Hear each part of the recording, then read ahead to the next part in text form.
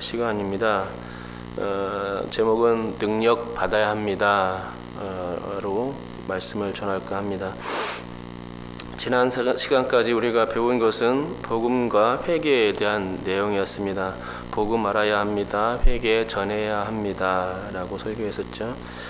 먼저 복음과 관련해서 증인은 지식적 깨달음이 있어야 한다고 했죠. 그 깨달음은 성경 말씀을 통해서 얻을 수 있는데 특별히 증인이 되기 위한 깨달음은 구원자 예수 그리스도에 대해서 아는 것입니다.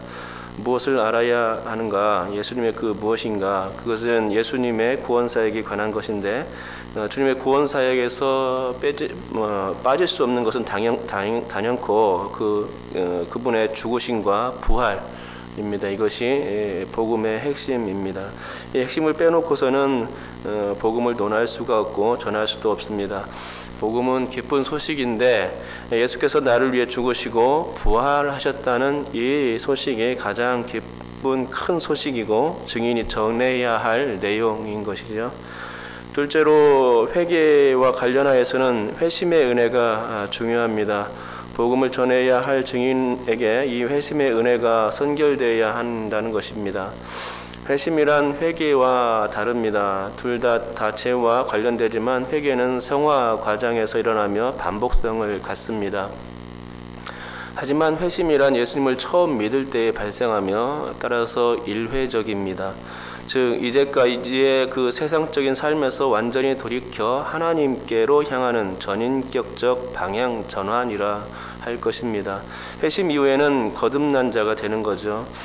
또 회심한 사람은 구원이 물려진다거나 또 취소되는 것은 아니기에 회심이란 단회적인 사건일 수밖에 없는 것입니다. 그러니까 증인이 되기 위해서는 반드시 이 거듭남의 은혜의 체험이 있어야 합니다. 이 감격적인 은혜의 체험이 있을 때에 하나님의 사랑에 대해서 논할 수 있는 자격이 주어집니다. 회심의 은혜가 있는 자는 예수 그리스도의 사랑에 대해서 온전히 증거할 수 있다는 것이죠. 그렇습니다. 증인되기 일리에서 생각해 보았듯이 증인은 복음과 회개라는 단계를 먼저 거쳐야 합니다. 자신이 그런 단계를 거쳐야 그 단계가 어떤 것임을 아는 자로서 복음을 전해줄 수 있다는 것이죠. 그런데 좀 더 부연 설명하자면 지난 시간까지 각각 말씀드렸다시피 복음에는 뜨거움과 열정이 동반되어야 합니다. 증인은 문자적인 차원, 지식적 차원을 넘어서 복음에 대한 뜨거움과 열정을 가지고 있어야 한다는 것입니다. 관제와 같이 부음이 되겠다며 자신이 생명까지 걸고 복음에 투자했던 저 사도 바울과 같이 그 마음이 복음 전도자에게 필요한 마음인 것이죠. 그런 열정으로 증인이 될 수 있습니다.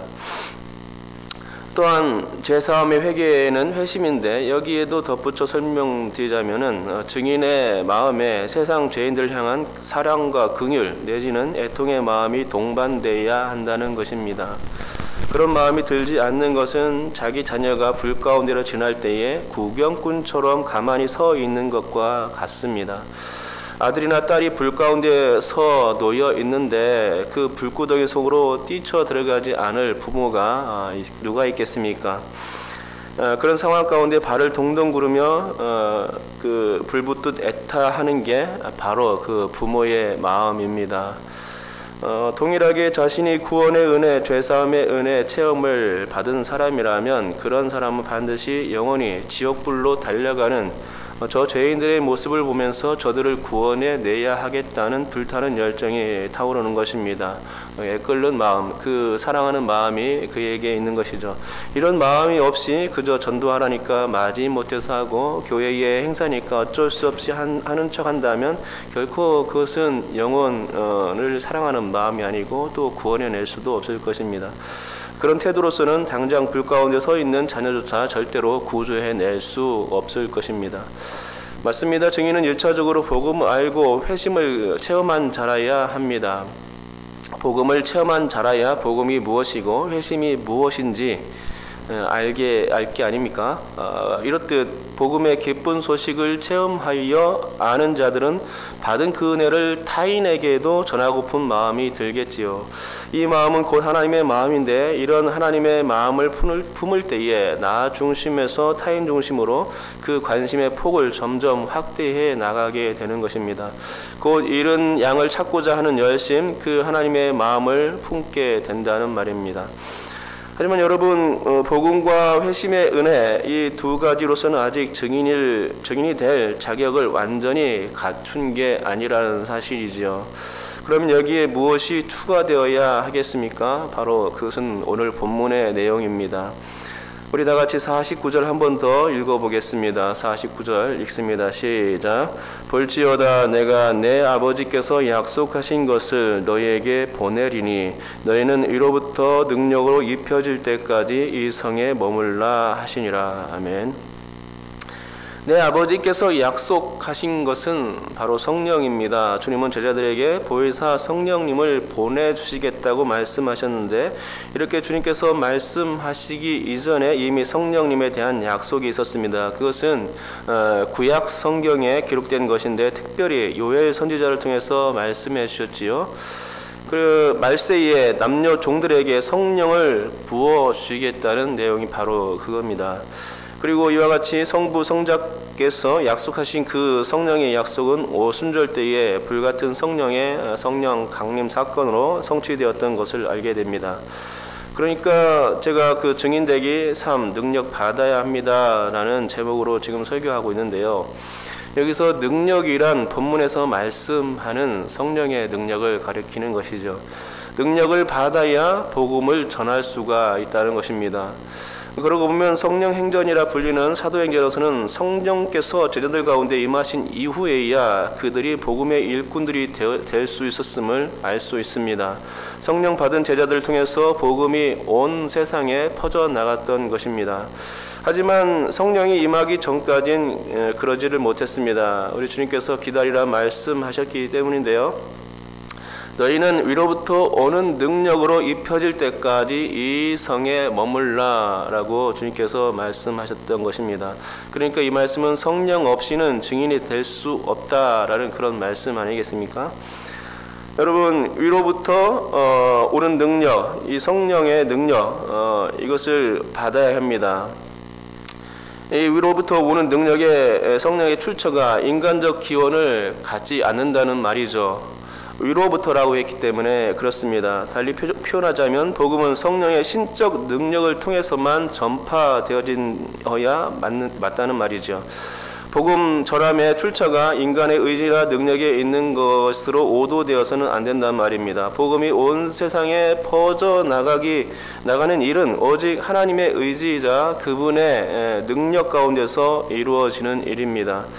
그래서 기다리라고 말씀하신 것입니다. 비록 너희가 복음을 알고 회심을 경험한 자들이긴 하지만 그것만 가지고서는 안 된다라고 딱 잘라 말씀해 주신 것입니다.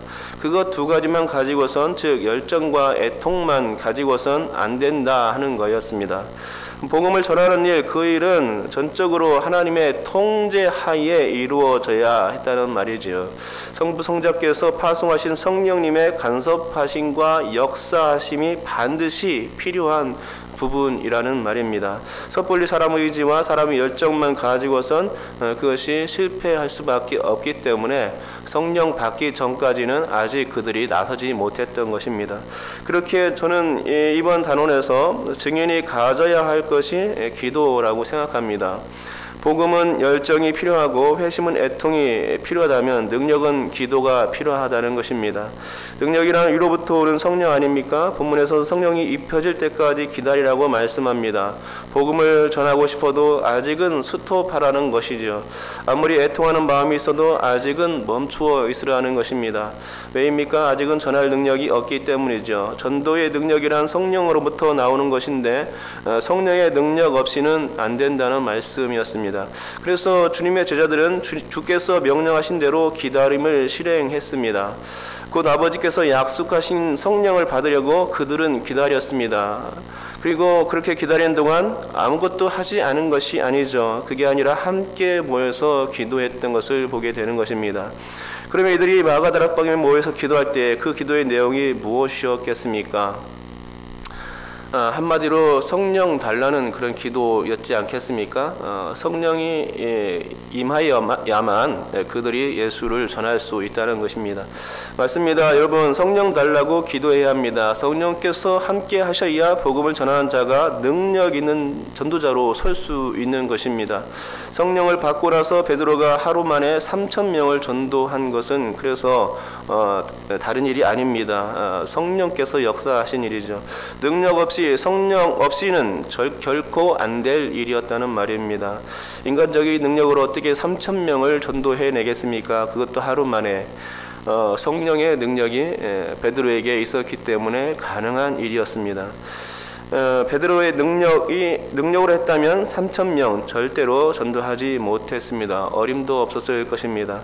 우리 교회도 전도 계획을 세워놓았고 또 추진한 가운데 있는데 우리들만의 노력으로는 어림도 없는 일이란 얘기죠.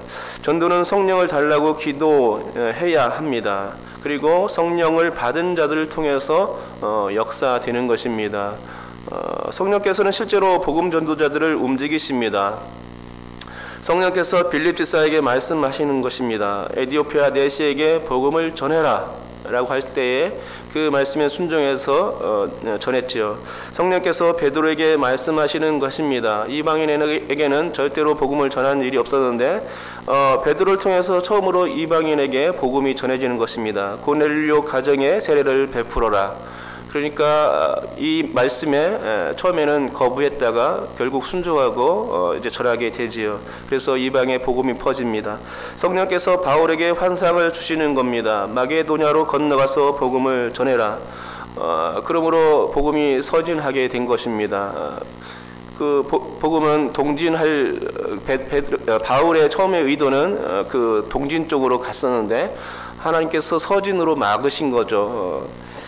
그래서 이 복음이 널리 서쪽을 향해서 퍼지게 된 이유입니다. 성령께서 사람의 입술을 주장하시는 거죠. 사람의 그 복음의 방향을 결정해 주시는 것입니다. 무슨 말을 할까 생각하지 않아도 전도자의 입술을 열어주시는 것이 성령님의 역사입니다. 성령께서 전도 대상에게 역사해 주시는 겁니다. 그의 마음속에 예수가 믿어지고 회심의 눈물로 흘릴 수 있게 만드는 것이 바로 성령의 작용입니다. 전도의 역사는 성령님의 강권하심의 역사요 택정하신 자들 향한 정권적인 역사입니다. 성령의 능력을 힘입는다는 것은 위로부터 내려오는 능력을 힘입는 것이요 성령이 충만하다는 것은 전도할 준비가 되어 있음과 같은 것입니다.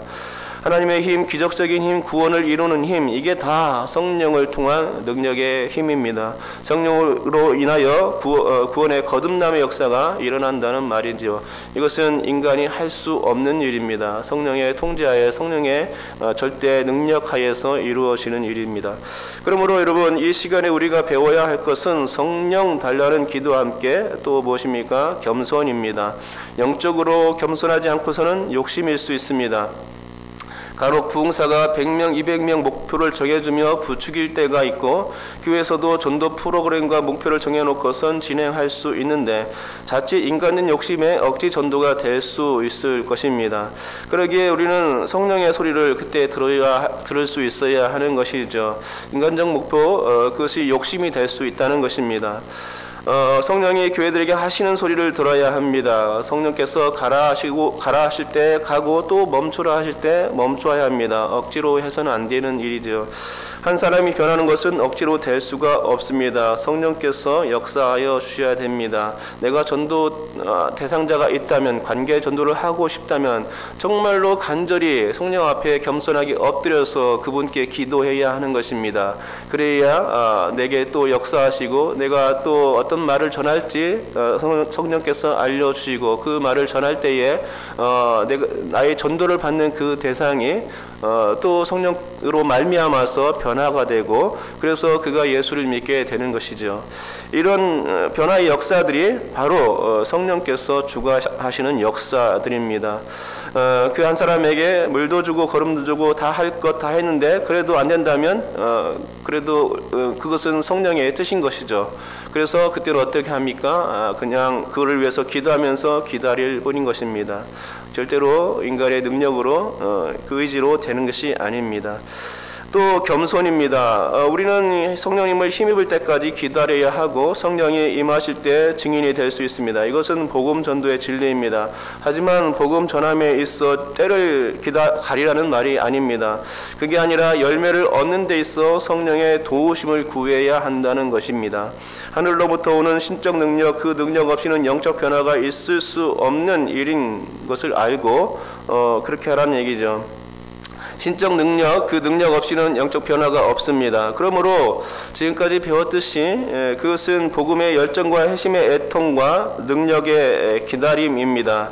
전도자가 성령을 힘입는다는 것은 기도와 겸손을 필요로 하는 것인데 기다림의 의미가 바로 그런 것입니다. 능력의 기다림, 이것이 필요한 것이죠. 그러므로 이와 같이 우리가 복음과 회심과 능력이라는 이 증인으로서 이 삼박자 조건이 갖추어졌다면 이제 우리는 세상 가운데로 파송되어질 수 있는 것입니다. 증인이란 마르티니스, 곧 목격자 아닙니까?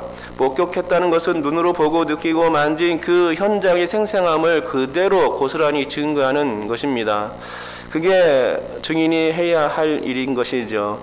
복음을 증거하는 증인이 바로 그래야 합니다. 맛보고 느낀 것을 그대로 고스란히 전하는 게 증인입니다. 목격한 것을 그대로 전하는 것이 증인이 해야 할 일입니다. 그대로 가지고 있어서는 안 됩니다. 흘려보내야 하는 것이죠. 그러기에 목격자라는 말뜻에 맞게 증인을 다시 설명하자면 증인은 첫째로 전도 대상자를 향한 불타는 복음의 열정이 있어야 합니다. 둘째로 대상자가 회심하기 전까지 애통의 마음으로 그들을 위해서 죄사함의 회개를 전파해야 합니다. 마지막으로 증인은 성령의 능력과 도우심을 받아서 열매 맺기까지 힘써 기도하면서 겸손하게 기다리고 증거해야 하는 것이죠. 여러분께서 이와 같은 증인의 삼박자 조건을 충족하여서 증인의 사명, 전도의 사명, 추수의 사명을 추수의 열매를 맺힐 수 있는 주인공이 될 수 있기를 주님의 이름으로 축복합니다. 기도하겠습니다.